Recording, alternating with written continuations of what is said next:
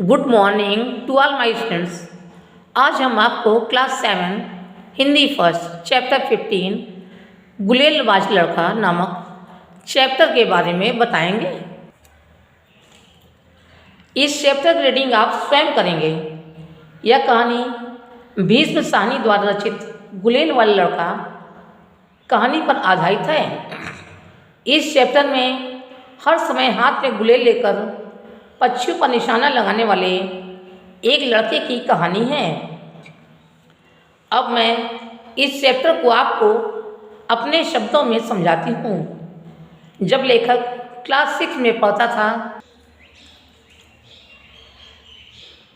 उस समय उसके सहपाठियों में एक लड़का बोधराज था। वह बहुत क्रूर था, बर्रे एवं तितलियों को हाथ से मसल डालता।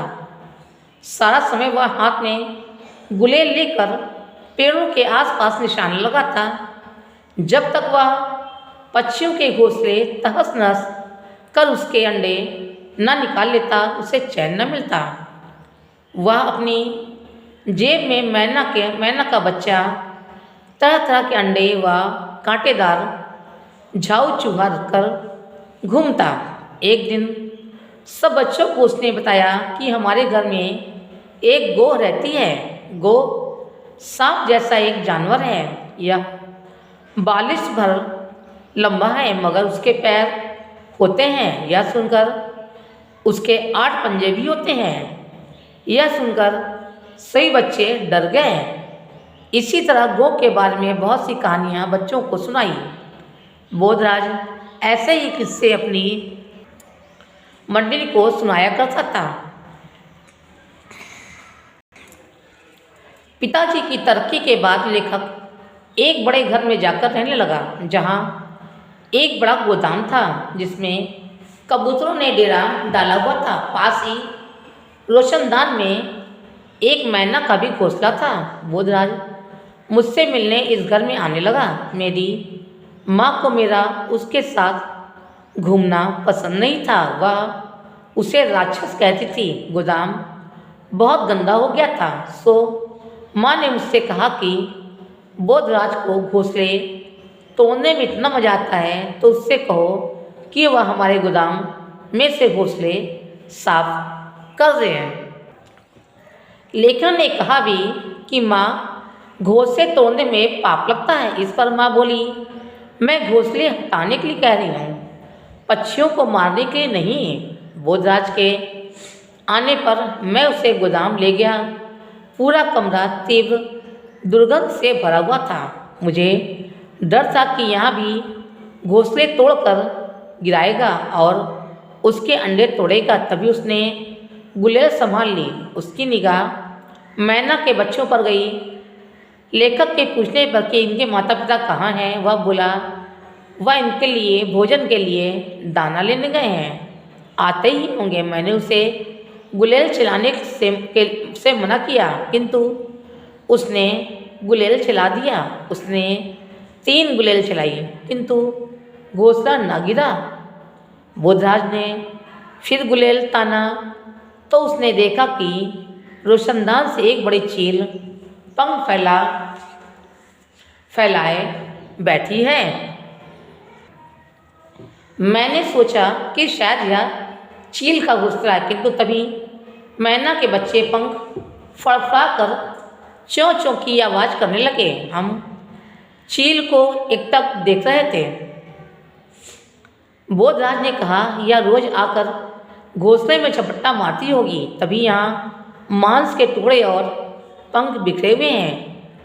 चील के घोंसले की तरफ बढ़ने पर मैना के बच्चे चीखने लगे। मेरे मना करने पर भी उसने पुनः गुलेल चलाया। अब चील बड़े पंख फैलाकर घूमने लगी। बोधराज ने कहा, यदि हम चले गए तो यह मैना के बच्चों को खा जाएगी। लेखक को गुलेल चलाना नहीं आता था, फिर भी बोधराज ने उससे कहा कि तुम लगातार गुलेल चलाते रहो, इसे बैठने मत देना। इस बीच सावधानी से बोधराज मेज के ऊपर एक कुर्सी रखकर घोंसले तक पहुंच गया। उसने घोंसले को हाथ में लिया और नीचे छलांग लगा दी। उसने लेखक से भी वहाँ से भागने के लिए कहा। गोदाम से बाहर आकर वे गैराज में आ गए, जहाँ दीवार में छोटा सा झरोखा था और चील वहाँ तक नहीं पहुँच सकती थी। तभी मैंने घोंसला वहीं रख दिया। अब तक मैना के बच्चे चुप हो गए थे। भोजराज ने एक कटोरी में पानी मंगवाकर बूंद बूंद बच्चों के मुंह में पानी डाला। उसने बच्चों को छुआ नहीं। लेखक के पूछने पर कि इनके माता पिता यहाँ कैसे आएंगे, उसने बताया कि वे इस झरोखे से आकर इन्हें ढूंढ लेंगे। गैराज में बैठकर भोजराज देर तक मैना के बच्चों की सुरक्षा के बारे में सोचता रहा।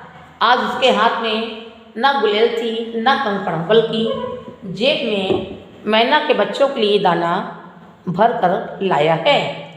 आइए अब हम इस चैप्टर के कठिन शब्दों को अंडरलाइन करते हैं। सहपाठियों, उंगलियों पर कीड़ा, कांटेदार झाऊ, उत्सुकता, बालिश, फांदने, इस्तेमाल, विशेषज्ञ, पक्षियों, रोशनदान, पक्षियों, झांकती, संभवतः, झपट्टा, फड़फड़ाकर, संतुलन, मंगवाकर, मंसूबे, चुग्गा। इस चैप्टर का शब्दार्थ आप अपनी नोटबुक में लिखेंगे। आइए अब हम अभ्यासकार करते हैं। अभ्यासकार का सही विकल्प के सामने सही लगाइए। पहला, बोधराज बड़ा डैश लड़का था। योग निशानेबाज जालिम, जालिम ये सही है। दूसरा, बोधराज जब तक डैश का कोई कार्य न करता उसे चैन न पाता। लोक सेवा, परपीड़ा, परहित, परपीड़ा ये सही है। तीसरा, बोधराज जब तक घोंसलों को तोड़ फोड़ नहीं डालता उसे उनमें चूजे नहीं मिलते थे, उनमें अंडे नहीं मिलते थे, उसे चैन नहीं मिलता था, उसे चैन नहीं मिलता था, ये सही है। चौथा, स्कूल के आने के बाद सब अपने अपने घरों को चले जाते, पर बोधराज स्कूल में ही रह जाता। और बोधराज भी अपने घर चला जाता। मगर बोधराज न जाने कहाँ चला जाता। तीसरा, मगर बोधराज न जाने कहाँ चला जाता, ये सही है। पांचवा, गो डैश जैसा एक जानवर होता है, बिच्छू, सांप, मछली, सांप जैसा, ये सही है। छठवां, घर के पिछले हिस्से में एक बड़ा डैश गोदाम था, अस्तबल था, कुआं था, गोदाम था, ये सही है। खा, उपयुक्त शब्द चुनकर रिक्त स्थान भरिए। पहला, बोधराज का निशाना लगते ही डैश में से तिनके टूटकर हवा में छितराने लगते, घोंसलों। दूसरा, बोधराज की माँ उसे डैश कहती थी, राक्षस। तीसरा, सभी छात्र बोधराज से डैश से डरते। चौथा, एक दिन बोधराज डैश के बारे में बता रहा था, गो। पांचवा, गो डैश भर लंबा होता है, बालिश। गा, सही कथन के सामने सही तथा गलत के सामने गलत लगाइए। पहला, गोदाम में कौवों ने घोंसले बनाए हुए थे, ये गलत है। दूसरा, मैना के बच्चों को चीलने से सदा खतरा बना रहता था, ये सही है। तीसरा, बोधराज ने मैना के बच्चों को चील की पहुंच से बहुत दूर कर दिया था, ये सही है। चौथा, बोधराज शाम तक चील की ही बातें करता रहा था, ये सही है। पांचवा, मैना के नन्हे बच्चों के प्रेम में पड़कर बोधराज गुलेल के स्थान पर चुग्गा लाया था, ये सही है। घा, रेखा खींचकर परस्पर संबद्ध वाक्यांशों का सुमेल कीजिए। पहला, वह जेब में तरह तरह की चीज़ें रखे घूमता। दूसरा, कभी कभी वह लड़कों को किस्से भी सुनाता। तीसरा, बोझराज किसी विशेषज्ञ की तरह उत्तर देता। चौथा, गोदाम में कबूतरों ने डेरा जमाया हुआ था। पांचवा, मेरी माँ को मेरा उसके साथ घूमना फिरना पसंद नहीं था।